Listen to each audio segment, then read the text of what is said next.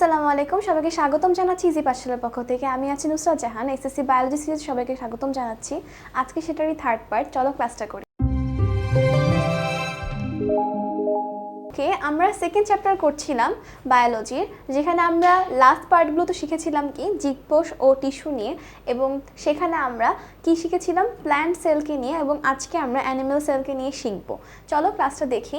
এখন আমরা যদি প্রথমে পিকচারে আসি, এটা হচ্ছে একটা প্রাণীকোষের পিকচার। এই পিকচারটা দেখা যাবে আমাদের কিন্তু আঁকা শিখতে হবে, যেন আমরা এক্সামে আসলে আমরা আঁকতে পারি, এবং যদি কোনো এমসিকিউ অর সিকিউতে এরকম একটা ছবি আঁকা থাকে, আমরা যেন মানে খুবই সুন্দরভাবে কি করতে পারি, আইডেন্টিফাই করতে পারি যে হ্যাঁ এটা হচ্ছে প্রাণীকোষ। ওকে, তাহলে আমরা কি করব, আমরা এখন প্রাণীকোষের ভিতরে থাকা যে অঙ্গাণুগুলো রয়েছে আমরা সেটা কি করব, চিনে নিব। প্রথমেই যে দেখা যাচ্ছে এই যে একটু আঙ্গুলের মতো, কি আঙ্গুলের মতো একটা অভিক্ষেপ, কেমন এটা, এটা হচ্ছে কিছুটা অভিক্ষেপের মতো, এটাকে আমরা বলছি মাইক্রোভিলাস। কি বলছি, মাইক্রোভিলাস বলছি। আচ্ছা, এবং আমরা এর পরে দেখব এই যে এখানে কি রয়েছে এন্ডোপ্লাজমিক রেটিকুলাম, এবং সেটা হচ্ছে কিন্তু মসৃণ। আমরা কিন্তু প্ল্যান্ট সেল পড়ার সময় দেখেছিলাম সেখানে কেমন রয়েছিল, মসৃণ এবং অমসৃণ দুই রকম এন্ডোপ্লাজমিক রেটিকুলামই ছিল। যেটা অমসৃণ সেখানে কি লেগে থাকবে, অর্থাৎ কোন অঙ্গাণু থাকবে সেটা তোমরা কমেন্টে জানাও।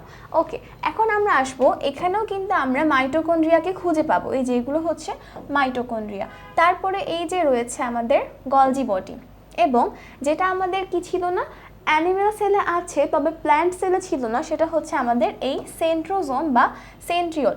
এটা কিন্তু এই যে এখানে ছবিটা আঁকা আছে, খেয়াল করতে হবে, একদম গলজি বডির সাথে কিন্তু ছবিটা আছে, সেটা হচ্ছে কি সেন্ট্রোজোম। ওকে, এরপর আমরা আসি নিউক্লিয়াসে। এখানেও নিউক্লিয়াস রয়েছে, এবং নিউক্লিয়াসের মধ্যে কি কি আছে এটা কিন্তু আমরা এর আগেও জেনেছিলাম, তারপর আমরা একবার দেখে নিব।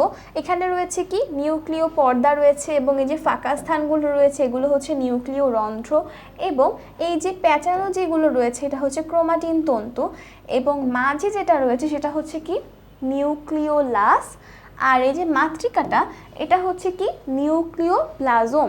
ওকে, আমাদের নিউক্লিয়াসটা কমপ্লিট। এরপর আমরা আসি, এই যে এন্ডোপ্লাজমিক রেটিকুলাম অমসৃণ আমরা পেয়ে গেছি, যেখানে হচ্ছে এই যে একটু দানাদার দেখা যাচ্ছে, বাট এটার ক্ষেত্রে কিন্তু এরকম কিছুই ছিল না। আমরা যেন ছবি দেখে চিনতে পারি এটা কিন্তু কেয়ারফুল হতে হবে, কেননা দেখা যাবে ছবিটা দিয়ে এক জায়গায় আইডেন্টিফাই করে দিব আমরা এইভাবে যে হ্যাঁ এটা হচ্ছে কি, অপশন থাকবে এন্ডোপ্লাজমিক রেটিকুলাম মসৃণ, এন্ডোপ্লাজমিক রেটিকুলাম অমসৃণ, তারপর আরও অপশন থাকলো যে গোলজি বডি, তারপর থাকলো মাইটোকন্ড্রিয়া। আমরা কিন্তু বুঝে অ্যান্সার করব। দেখা যাচ্ছে প্রথম অপশানে এন্ডোপ্লাজমিক রেটিকুলাম ছিল, আমি দাগিয়ে দিলাম, এই কাজ করা যাবে না, আগে বাকি অপশনগুলো দেখে নিব যে কোথাও মসৃণ এবং অমসৃণ কথাটা পুরোপুরি ক্লিয়ার করে দেওয়া আছে কি না। ওকে, এবার আসি, আমাদের এখানে কে রয়েছে, লাইসোজোম রয়েছে। তাহলে আমরা এখানে এগুলো পেয়ে গেলাম।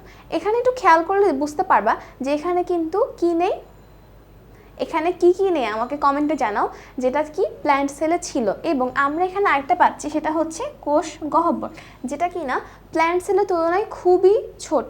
ওকে, অনেক সময় দেখা যায় যে থাকেও না। তাহলে আমরা এখন কি জানলাম, আমরা এখন প্রাণীকোষ নিয়ে জানলাম। এটা কিন্তু বলতে গেলে কোনো 3D পিকচার না, তাহলে আমাদের কি উচিত, একটা 3D পিকচার দেখে নেওয়া উচিত। তাহলে চলো আমরা পিকচারটা দেখি। ওকে, তাহলে আমরা পিকচারটা দেখব। এখন আমরা যদি একটু দেখি, এই যে এখানে একটা পিকচার রয়েছে, দেখা যাচ্ছে সেলটা কেমন, এটা হচ্ছে আমাদের অ্যানিমেল সেল।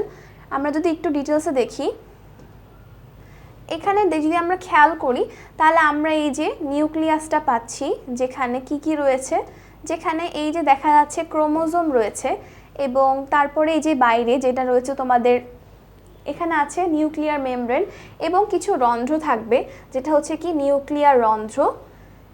এবং তারপরে যদি আমরা আসি, যেখানে সুন্দর মতো করে লেখা আছে কোনটা নিউক্লিয়াস, সেটা হচ্ছে এটা যেটা আমরা বড় করে দেখাচ্ছিলাম। তারপরে হচ্ছে এইদিকে একদম নিউক্লিয়াসের সাথে যেটা রয়েছে, যে এটা কিন্তু ইয়েলো কালারের মধ্যে, এটা কি, এটা হচ্ছে এন্ডোপ্লাজমিক রেটিকুলাম, কিন্তু কেমন, সেটা হচ্ছে অমসৃণ বা রাফ। কেননা এই যে পিঙ্ক কালার দিয়ে যেগুলো হচ্ছে বাবলের মতো রয়েছে এগুলো কিন্তু রাইবোজোম লেগে আছে, এটার কারণে এটা কি, এটা হচ্ছে রাফ এন্ডোপ্লাজমিক রেটিকুলাম। ওকে, এরপর আমরা আবার একটু জুম আউট করে নিচ্ছি, তারপর আমরা দেখব এখানে আর কি লাগছে। এখানে এই যে দেখা যাচ্ছে নিউক্লিয়াসের উপরে ইয়েলো কালার কিছু বল বল আছে রাউন্ড ফিগার, এগুলোই কিন্তু নিউক্লিয়ার রন্ধ্র। কি এগুলা? নিউক্লিয়ার রন্ধ্র। আচ্ছা, তাহলে আমরা এটা পাচ্ছি। আর এই যে কিছু গঠন রয়েছে এক্সের মতো দেখা যাচ্ছে, এই যে এগুলো কিন্তু কি, এই যে ক্রোমোজোম। আর মাঝে যে নীল কালার বলটা রয়েছে নিউক্লিয়াসের মাঝে, সেটা হচ্ছে কি নিউক্লিওলাস। ওকে, তাহলে আমরা এটা বুঝতে পারলাম, আমরা নিউক্লিয়াসটা ক্লিয়ার হলাম এবং আমরা কি বুঝলাম, অমসৃণ এন্ডোপ্লাজমিক রেটিকুলামটাও চিনতে পারলাম। ওকে, আমরা এরপর আসি অ্যানিমাল সেলে। কিন্তু বলেছিলাম যে কোষ গহ্বরটা কি হয়, একটু ছোট হয়। কেমন হয়? একটু ছোট। তাহলে এই যে ব্লু কালার যেটা দেখা যাচ্ছে ছোট করে, এটা হচ্ছে ভ্যাকিউল বা কোষ গহ্বর, যেটা আকারে কিন্তু বেশ ছোট। কম্পারিজন কার সাথে হচ্ছে? প্ল্যান্ট সেলের সাথে কম্পারিজনটা হচ্ছে। তাহলে আমরা আবার এদিকে একটু আসবো। ওকে, একটু আমরা এদিকে আসি।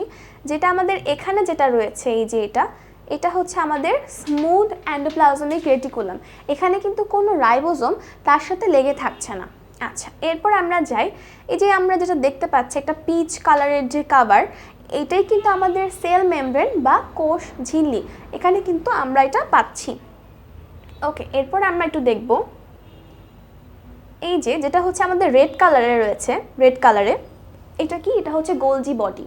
এটা কি? Golgi body. ওকে, এবং আমরা যখন পড়েছিলাম যে কোষ কঙ্কাল কারা গঠন করে, মামাই কঙ্কাল, মনে আছে না? ওটা কিন্তু কি ছিল?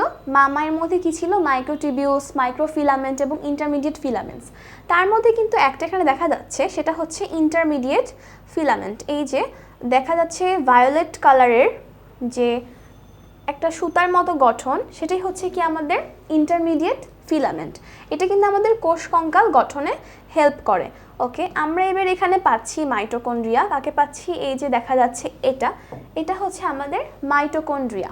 ওকে, এবার আমরা যাব এখন এই যে স্কাই ব্লু কালার যেখানে সবগুলো অঙ্গাণু রয়েছে, স্কাই ব্লু কালার যে জায়গাগুলো রয়েছে যেখানেই মেইনলি সবগুলো অঙ্গাণু অবস্থান করছে, এটাই কি? এটাই হচ্ছে সাইটোপ্লাজম।